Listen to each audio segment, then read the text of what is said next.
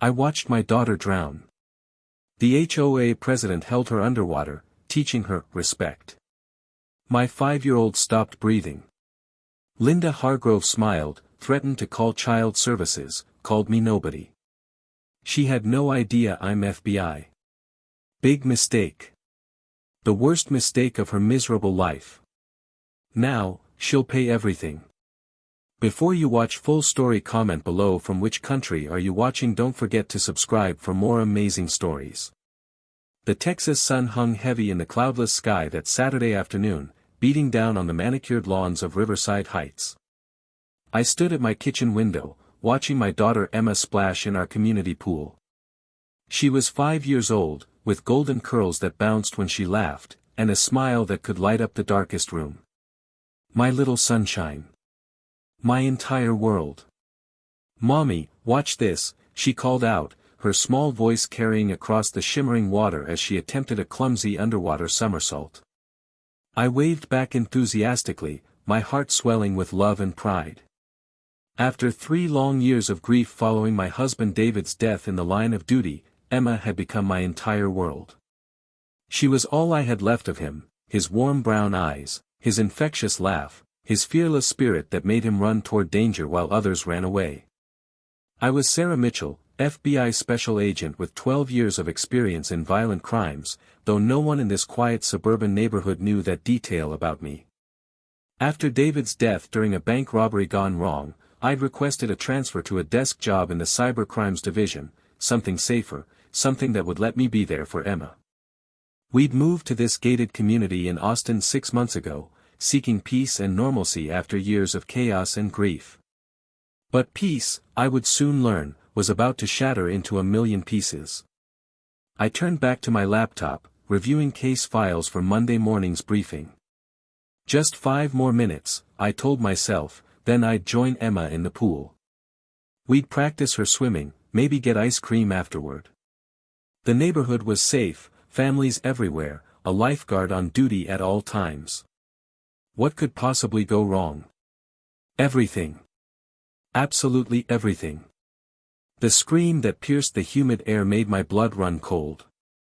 It was a woman's voice, high-pitched and alarmed, followed by shouts. My maternal instinct kicked in before my brain could process. I knew. Somehow, I just knew. Emma. I ran. My bare feet slapped against the scorching concrete as I sprinted toward the pool area, my heart hammering against my ribs so hard I thought it might break through. Please, God, not Emma. Not my baby girl. I can't lose her too. Not after David. Please, please, please. The scene before me froze my soul and stopped my heart. Emma was underwater, her small body sinking slowly toward the deep end, her golden curls floating around her head like a halo. Her little arms weren't moving. She wasn't struggling. And standing at the pool's edge, arms crossed over her chest, face twisted in an expression of cold satisfaction, was Linda Hargrove, our HOA president, the woman who'd welcomed us to the neighborhood with a 15-page rule book and a condescending smile. I didn't think. I didn't hesitate. I dove. The water closed over my head as I swam with desperate, powerful strokes. My FBI training had included water rescue, but this wasn't training. This was my daughter. My baby. Emma's eyes were closed, her little body completely limp, her lips already turning blue. I grabbed her, pulling her up with strength I didn't know I possessed, breaking the surface. Emma. Baby, breathe. Breathe for mommy. I screamed, dragging her to the shallow end as fast as I could. My hands shook violently as I laid her on the concrete. Her chest wasn't moving. Oh God, her chest wasn't moving. I started CPR immediately. My training kicked in through the absolute terror threatening to consume me. Compressions. Breaths. Compressions. Breaths. Come on, Emma. Come back to me. Come on, sweetheart. Come back to mommy. Please, Emma, breathe. Don't leave me, baby. Please don't leave me. Tears streamed down my face, mixing with pool water. Water erupted from her mouth. She coughed violently, gasped for air, her eyes fluttering open in confusion and fear.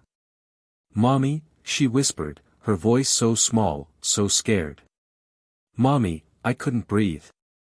I gathered her in my arms, sobbing with relief so intense it hurt. "I've got you, baby. I've got you. You're safe now. Mommy's here." That's when I heard Linda's voice behind me, sharp and cold as ice. Well, she shouldn't have been swimming alone.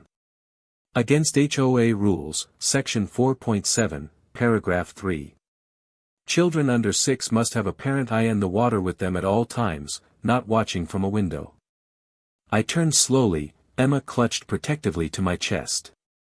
Linda stood there in her designer Chanel sundress and pearl necklace that probably cost more than my monthly salary, her phone in her perfectly manicured hand, not a single trace of remorse on her surgically enhanced face. She looked annoyed, inconvenienced, like Emma's near death was nothing more than a minor disruption to her afternoon. "What did you do?" My voice came out low, dangerous, controlled. The voice I used when interrogating suspects. Linda smiled, actually smiled. "I enforced the rules, Ms. Mitchell. Your daughter was splashing excessively, disturbing other residents who were trying to enjoy a peaceful afternoon. When I politely asked her to stop, she ignored me. Completely ignored me. So I taught her a lesson about respect and following instructions from authority figures." My vision tunneled. Everything else disappeared except Linda's face. You held her underwater." "I simply helped her understand boundaries and consequences," Linda said matter-of-factly, examining her nails. "She needed to learn that actions have repercussions. Children today have no discipline, no respect. Their parents coddle them, let them run wild. Someone needs to teach them properly. She's 5 years old." My scream echoed across the entire pool area, probably across the entire neighborhood. Other residents were gathering now, phones out, recording the confrontation. Good. Let them record. Let everyone see what kind of monster Linda Hargrove really was. Linda's perfectly made-up face hardened, her eyes going cold. "And you're an irresponsible mother who leaves her child unattended in a dangerous area. Perhaps I should call Child Protective Services. Clearly, you're unfit to care for a young child." I stood slowly, Emma wrapped in my arms, her small body shaking violently against mine.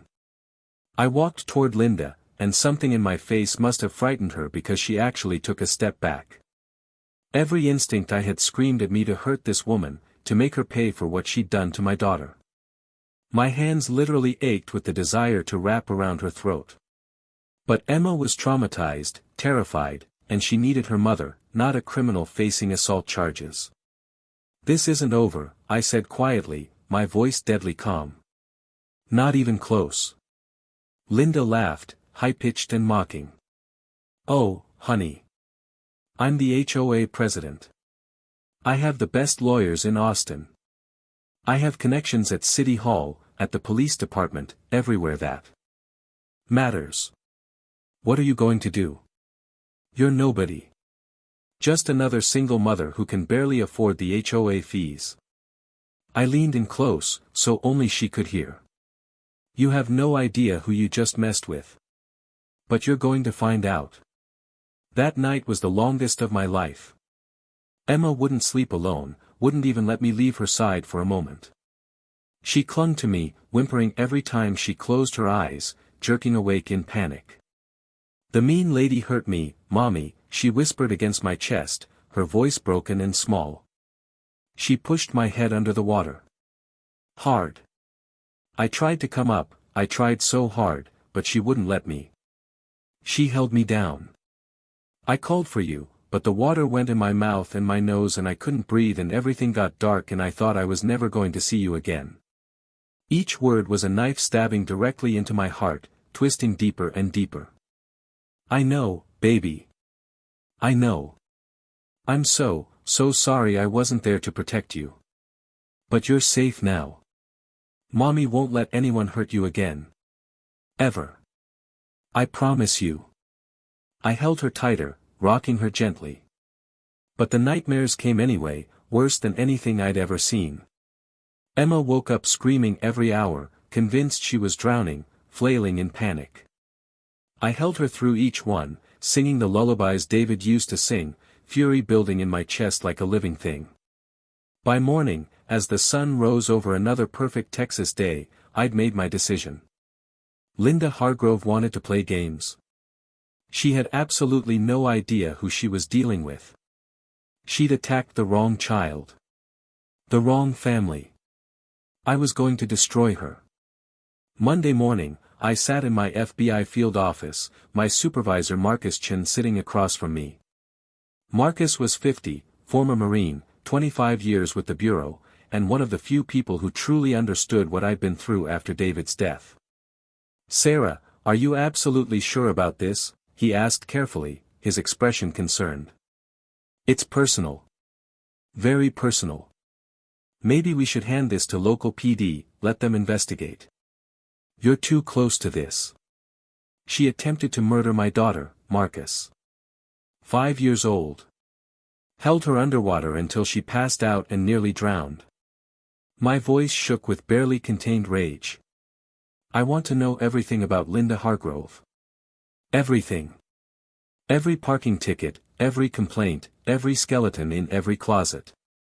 I don't care how long it takes or what I have to do. That woman is going to pay for what she did." Marcus studied me for a long moment, then nodded slowly. He understood. He had 3 kids of his own. "Officially, I can't help you with a personal vendetta. Unofficially." He slid a thick manila file across the desk. "Hargrove. Linda Marie. Age 52. HOA president for 8 years. Married to Robert Hargrove, real estate developer worth approximately $15 million. No children of her own. Criminal record? Nothing. She's completely clean.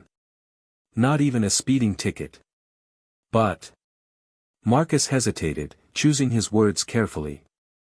"There have been complaints over the years. Lots of them. People who've crossed her, who've challenged her authority, they end up, well, their lives get very difficult very quickly. Code violations appear out of nowhere. Massive fines. Legal harassment. She's vindictive, Sarah. Dangerously vindictive. She ruins people for sport. Then she's made mistakes," I said coldly, my jaw set. "People like her, people who think they're untouchable, they always make mistakes eventually. They get arrogant, sloppy. And I'm going to find every single one of those mistakes." I spent the next 3 days doing nothing but digging into Linda Hargrove's life. Not as Emma's traumatized mother, but as FBI Special Agent Sarah Mitchell with full access to databases, records, and investigative resources that Linda couldn't even imagine existed. And what I found made my blood boil hotter with each passing hour. Linda Hargrove wasn't just a monster. She was a systematic predator hiding behind designer clothes, a fake smile, and the respectable veneer of suburban authority. The files piled up on my desk, each one more damning than the last. 2 years ago, the Martinez family. Their teenage son Miguel had accidentally hit a baseball through Linda's expensive bay window while playing with friends. A simple accident, the kind that happens in neighborhoods everywhere. Linda had him arrested for criminal vandalism, destruction of property, and trespassing. She pushed for maximum charges. The legal fees bankrupted the Martinez family completely. They lost their home to foreclosure. The last address I found for them was a homeless shelter in San Antonio. 18 months ago, the Johnson family. Their rescue dog Max allegedly barked too much, according to Linda's noise complaints. She filed 47 separate complaints in just 2 months, each one requiring the Johnsons to appear before the HOA board, each one resulting in larger fines. Then one morning, Max was found dead in their backyard, antifreeze poisoning. The vet confirmed it. No proof of who did it, but the timing was impossibly suspicious. The Johnsons, heartbroken and terrorized, moved away within a month. Last year, the Chen family. They'd contested what they considered a ridiculous HOA fine for having the wrong shade of beige paint on their shutters. Linda made their lives absolute hell in retaliation. False accusations of harassment. Complaints about their children playing too loudly. Anonymous reports to code enforcement about non-existent violations. The stress destroyed their marriage. They divorced and both moved away to different states, their family completely shattered. And just 3 months ago, the Patel family. Their daughter Priya had accidentally splashed Linda at the pool during an innocent birthday party. Just a child playing, not paying attention. The next week, the Patel's sprinkler system mysteriously broke, flooding their basement with thousands of dollars in damage. Then their car was keyed, deep gouges across all 4 sides. Then their garage was broken into, though strangely nothing valuable was taken. The message was clear: cross Linda Hargrove, suffer the consequences. The Patels moved away a month later, terrified for their safety. Pattern after pattern of revenge, vindictiveness, and calculated cruelty. But nothing I could arrest her for, nothing concrete that would stick in criminal court. Linda was careful, always maintaining plausible deniability, always hiding behind lawyers and technicalities. Until I found Daniel Wong's file buried in old police records. Daniel Wong was 7 years old when it happened, 4 years ago, before I'd moved to this neighborhood. His parents had filed a police report, but nothing had ever come of it. The investigation had been closed within days, marked as unfounded. Linda Hargrove had held Daniel underwater at the community pool. The report was buried deep, deliberately suppressed, dismissed as a misunderstanding between adults and a misbehaving child. Linda's expensive lawyers had made it go away completely. The Wongs had moved within a month, absolutely terrified that Linda would target them again or do something worse to their son. I found Daniel's mother, Jennifer Wong, in Seattle after hours of searching through databases. Mrs. Wong, my name is Sarah Mitchell. I'm with the FBI, and I need to talk to you about what happened to Daniel 4 years ago in Austin. The silence on the phone stretched long and painful. Then, quietly, with barely suppressed emotion, why? No one believed us then. The police laughed at us. Linda's lawyers threatened us with defamation lawsuits. Everyone said we were crazy, that Linda would never hurt a child, that Daniel must have made the whole thing up for attention. I believe you now, Mrs. Wong. She did the exact same thing to my daughter 2 days ago. Nearly killed her. Jennifer Wong's sob was raw and painful, years of suppressed trauma pouring out. I knew she'd do it again. I knew it. But everyone said we were lying, that Linda was such a pillar of the community, such a respected figure. They made us feel like we were the problem. Tell me everything, Mrs. Wong. Every detail. I promise you, this time will be different. The story poured out over the next hour. Daniel had been swimming, playing happily with other children. Linda had complained about his excessive splashing and disturbing other residents. When he didn't stop immediately, because he was 7 years old and playing, she'd grabbed him by the shoulders and forced his head underwater for over a minute. Daniel had passed out completely. He'd nearly died, just like Emma. The police said there wasn't enough evidence, Jennifer said bitterly, her voice thick with anger and pain. Linda claimed she was just trying to teach him to hold his breath as a swimming lesson. Her lawyers threatened us with defamation suits, harassment charges, everything they could think of. We had no money, no power, no connections. So we ran like cowards, and I've hated myself every day since for not fighting harder. You're not a coward, Mrs. Wong. You were protecting your son the only way you could. But this time, Linda picked the wrong family to terrorize. This time, she's going to pay for everything she's done. My voice was steel. I need you to come to Austin. I need you to testify. Will you do that? Yes, Jennifer said immediately, without hesitation. Yes. For Daniel. For your daughter. For every child that monster has hurt. Whatever you need. I worked methodically, obsessively, the way I'd been trained at Quantico. Linda Hargrove thought she was untouchable, protected by money and connections and expensive lawyers. But everyone makes mistakes when they think they're above the law. I found 3 more families willing to talk, 3 more children who'd been disciplined by Linda at that pool over the years. None had filed official police reports, they'd been too scared, too intimidated by Linda's threats and lawyers. But they'd talk to the FBI.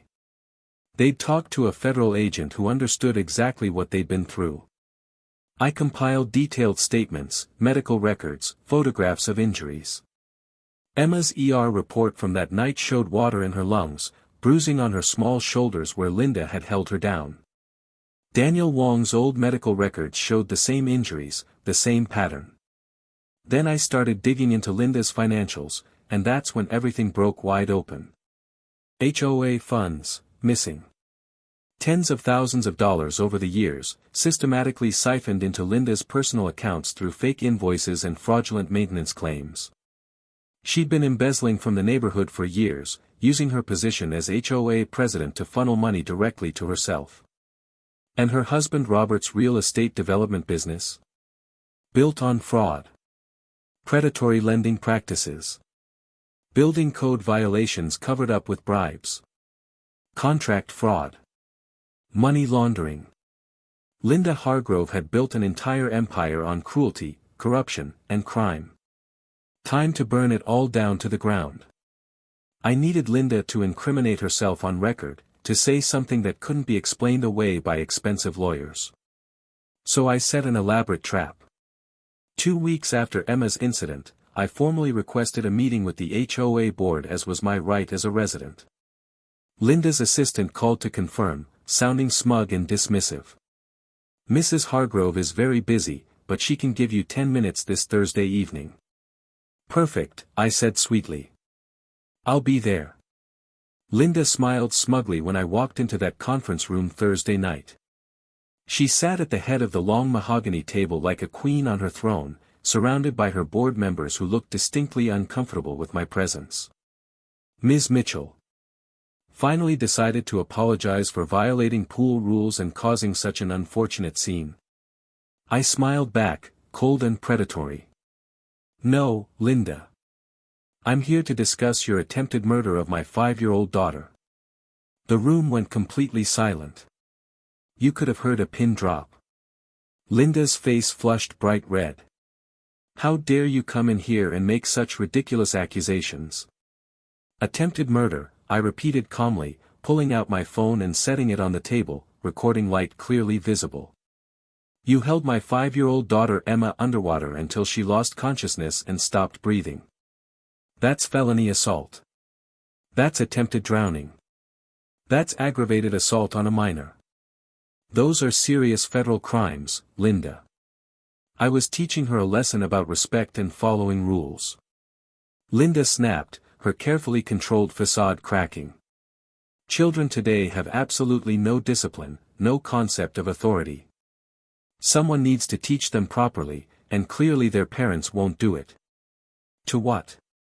Drown them for splashing in a pool? I leaned forward.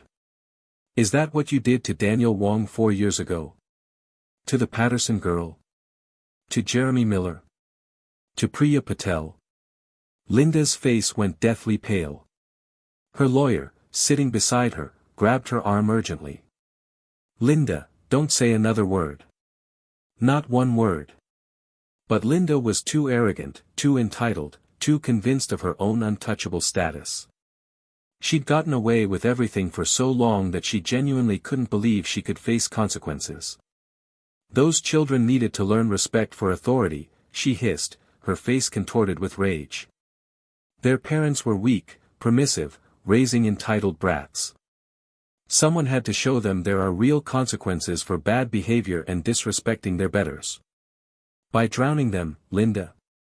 I never. She stopped abruptly, finally realizing the trap she'd walked straight into. Her face went white. You never what, Linda? Never meant to hurt them. Never meant for them to die. Never thought you'd actually get caught. I stood up slowly, pulling out my FBI badge and credentials, watching her eyes go wide with shock and fear. My name is Special Agent Sarah Mitchell, FBI.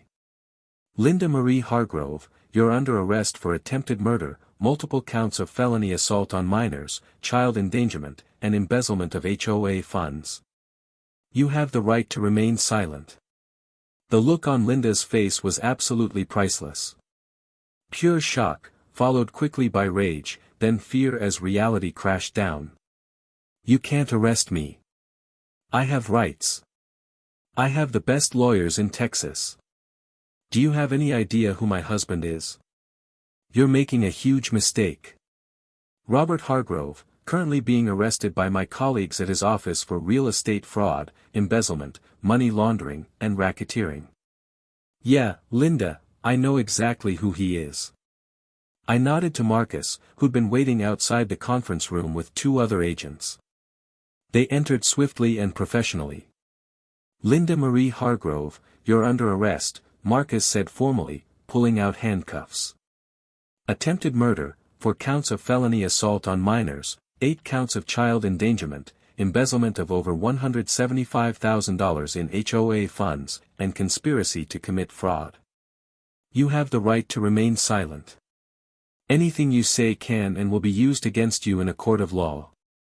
Linda struggled violently, screaming obscenities, making wild threats. I'll destroy you. All of you. I'll sue the FBI. I'll sue you personally. You have absolutely no idea what I'm capable of, what kind of connections I have. Actually, I said quietly, stepping close to her face, I know exactly what you're capable of, Linda. You're capable of holding a 5-year-old child underwater and watching her drown. Of terrorizing innocent families. Of ruining lives because someone didn't bow down to your authority. Of stealing money from your own neighbors. But you know what you're not capable of? Facing real consequences for your actions. Until right now. As they led her away in handcuffs, still screaming and struggling, Linda turned to me one last time. Her face was twisted with pure hatred. This isn't over, you bitch. Not even close. I stepped even closer, my voice dropping to a whisper only she could hear, letting all my rage show in my eyes. You tried to murder my daughter, Linda. You held my baby underwater and watched her drown. You're absolutely right. This isn't over. Not until you're in prison for the rest of your miserable life. And I promise you, I'm going to make sure that happens. See you in court. The trial took 6 long months. Linda's team of expensive lawyers tried absolutely everything, claims of mental illness, temporary insanity, self-defense, accidental harm, misunderstanding, claiming the children were lying. But the evidence was completely overwhelming. Daniel Wong's family came back from Seattle to testify. Jennifer Wong stood on that witness stand and told the jury exactly what Linda had done to her son, tears streaming down her face. 3 other families testified. The Pattersons. The Millers. The Rodriguezes. Each one describing how Linda had attacked their children at that pool, held them underwater, terrorized them. Emma, despite her trauma and nightmares, bravely told the jury what Linda had done. I sat in the courtroom, holding my breath, as my tiny daughter faced her attacker. She pushed my head under the water, Emma said softly, her small voice somehow carrying through the entire silent courtroom. I tried to breathe, but I couldn't. I tried to swim up, but she held me down hard. I was really, really scared. I thought I was going to die and never see my mommy again. I watched Linda's face throughout the testimony. No remorse. No regret. No humanity. Just anger at being caught, at being held accountable, at having her perfect life destroyed. The forensic accountant testified about the embezzlement, showing exactly how Linda had stolen $175,000 over 8 years. The jury deliberated for exactly 2 hours. Guilty on all counts. The sentencing hearing was 3 weeks later. The judge was a woman in her 60s, Judge Patricia Morrison, known for being tough but fair. Mrs. Hargrove, Judge Morrison said, her voice cold, "I've been on this bench for 23 years. I've seen murderers, rapists, child abusers. But rarely have I seen someone as callous, as cruel, as completely devoid of remorse as you. You systematically terrorized and assaulted children, innocent children, because they didn't show you sufficient respect. You abused your position of power. You stole from your neighbors. And even now, you show no remorse, no recognition of the harm you've caused. I hereby sentence you to 25 years in state prison, no possibility of parole for at least 15 years." Linda screamed, cursing everyone in the courtroom, claiming innocence, demanding appeals, threatening lawsuits. But justice had finally been served. Her husband Robert was sentenced separately to 12 years for his crimes. Emma still has nightmares sometimes, even a year later. But they're getting less frequent, less intense. We started therapy immediately after the incident. Dr. Rodriguez is patient and kind, specializing in childhood trauma. She's been helping Emma process what happened, teaching her coping mechanisms, helping her understand that what happened wasn't her fault. "Mommy," Emma asked one night about 6 months after the trial, cuddling against me in bed, "why did that lady hate me so much?" I pulled her close, kissing her forehead. "She didn't hate you specifically, sweetheart. She was a very sick, very angry person who hurt people because it made her feel powerful. But that had absolutely nothing to do with you. You did nothing wrong. Nothing at all. Will she ever come back and hurt me again? No, baby. Never. She's in prison now, very far away. She can't hurt anyone anymore. And Mommy will always protect you. Always. I promise." Emma nodded against my chest, her small body finally relaxing. "Good. Because you're my superhero, Mommy. You saved me." Tears streamed down my face. "You're my superhero, Emma. You were so incredibly brave through everything. I'm so proud of you, more than you'll ever know." The HOA elected a new president, Mr. Patterson, whose daughter Sarah had also been one of Linda's victims. His first act was to completely revise all the ridiculous, draconian rules Linda had created over the years. The second act was to refund every penny Linda had stolen, distributed back to all the families she'd victimized. The community pool installed comprehensive security cameras covering every angle. New lifeguards were hired, better trained, with strict protocols. Safety training was made mandatory for all residents with children. But more than the physical changes, something fundamental shifted in our neighborhood. The fear Linda had created, the culture of intimidation and silence, evaporated completely. People started looking out for each other genuinely. Parents watched over all the children, not just their own. Neighbors helped neighbors. The community became what it was supposed to be, a safe, supportive place to raise families. I still work for the FBI, but I made a new promise to myself and to Emma: I would never ignore my instincts again. Never assume safety just because a place looked nice. Never let my guard down when it came to protecting my daughter. Trust, but verify. Always. Emma started kindergarten. She made wonderful friends. She laughed again, really laughed, the way children are supposed to. The light came back into her eyes. She started swimming again, though it took months of gentle encouragement. Now she loves the water again, fearless. One warm afternoon in spring, I watched her play at the neighborhood playground, running and giggling with other children. Life felt normal again, peaceful. My phone rang. "Marcus. Sarah, we got a call from Phoenix PD, woman there, HOA president, similar situation to Linda Hargrove. Multiple complaints about harassment, several incidents involving children at the community pool.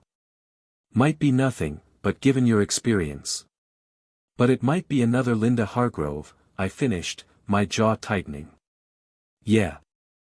Phoenix PD requested FBI assistance. I immediately thought of you. Interested? I watched Emma on the swings, her joy infectious, her resilience inspiring. I thought about Daniel Wong, about Sarah Patterson, about Jeremy Miller, about all the other children Linda had hurt over the years. About how many more Linda Hargroves might be out there, hiding behind respectable facades, terrorizing innocent children. Send me the complete file, I said firmly. If there's another monster hiding behind an HOA badge, pretending to be respectable while hurting children, I'll find them. And I'll stop them. Because that's what I do now. I hunt monsters who hurt children. I protect the innocent. I make sure predators face justice. Especially the ones who hide in plain sight. Emma is 7 now, thriving in 2nd grade. She swims like a fish, absolutely fearless in the water. The trauma hasn't broken her spirit, instead, it's made her stronger, more compassionate, more aware. She wants to be an FBI agent when she grows up. Like you, Mommy. So I can protect kids who can't protect themselves. My heart swells with pride every single time she says it. She'll make an incredible agent someday. Linda Hargrove is currently serving her sentence in a maximum security facility. She'll be eligible for parole in 13 more years.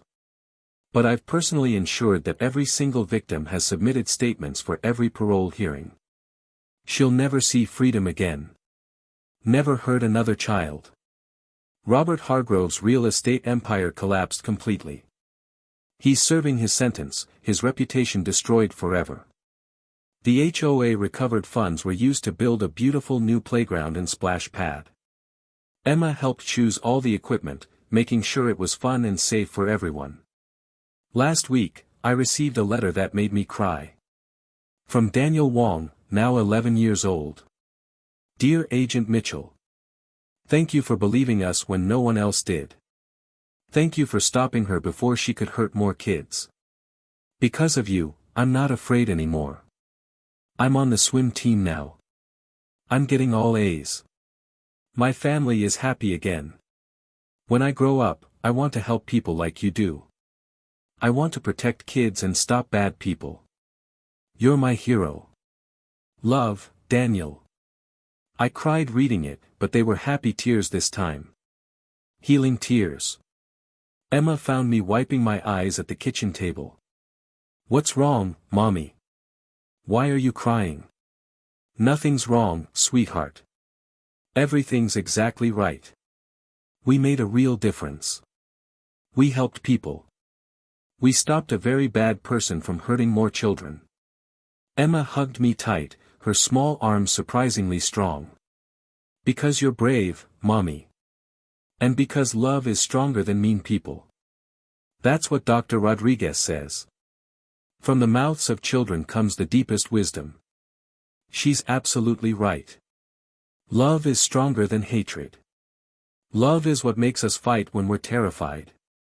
Love is what makes us protect the innocent. Love is what gives us courage when everything seems impossible. I loved Emma enough to face my worst nightmare head-on. To hunt down the person who nearly killed her. To ensure she'd never be hurt again. To turn my personal tragedy into protection for other children. And that love, that fierce, protective, unstoppable mother's love, is the most powerful force in the entire universe. Linda Hargrove learned that the hard way. Never mess with a mother protecting her child. Especially when that mother happens to be an FBI agent. The world has enough monsters hiding in plain sight. But it also has people willing to hunt those monsters down, no matter what it takes. I'm one of those people now. And I'm just getting started.